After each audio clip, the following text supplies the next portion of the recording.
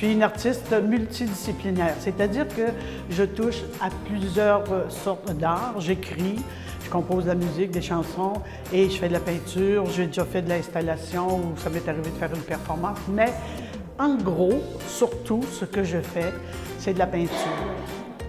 Et moi, je suis une artiste professionnelle. Ça fait 40 ans que je fais ce métier-là et que j'adore. Et pour moi, c'est un pays de découverte à tout moment. Et en même temps, comme je dis toujours, c'est de refaire la vie à sa façon. Je suis une artiste qui fait de l'interprétation plus que de la représentation. Ce qui fait que si vous venez voir l'exposition, vous allez voir une façon différente de faire un paysage. Par exemple, j'ai un tableau ici de Saint-Séverin, parce que j'habite depuis une quinzaine d'années à Saint-Séverin. Dans l'exposition, vous allez trouver deux principaux corpus, si on veut. Il y a une partie, ce que je viens d'expliquer, le village, hein, dans son impression, dans le ressenti. Et dans l'autre partie, le thème, ce sont, à travers les poissons, le thème, c'est le regard des autres. Alors, à travers le regard des poissons, je jette un regard sur la société. Et la personne qui vient, quand elle regarde le tableau, va inventer sa propre histoire à travers le regard des poissons. Donc, ça devient des tableaux narratifs. C'est ça qui est intéressant parce que moi, j'aime beaucoup être en relation, si on veut, avec le regardeur, avec la personne qui vient voir. On n'est pas obligé d'être un expert, on a juste à entrer, regarder les œuvres, et puis si ça nous plaît, si on a le goût, on entre dans le tableau et on se raconte des histoires. C'est merveilleux. Le titre de l'expo s'intitule « Peindre en Beauce ».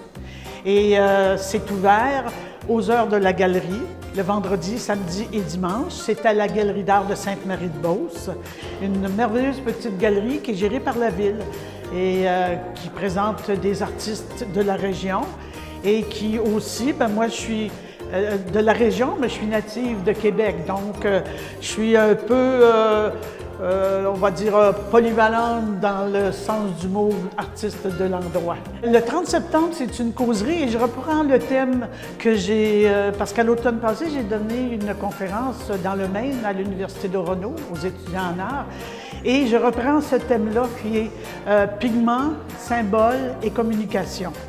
C'est-à-dire qu'une œuvre narrative est pleine de symboles, qui est une forme d'écriture, et puis le message, on va l'accentuer avec les pigments, et donc c'est une forme de communication.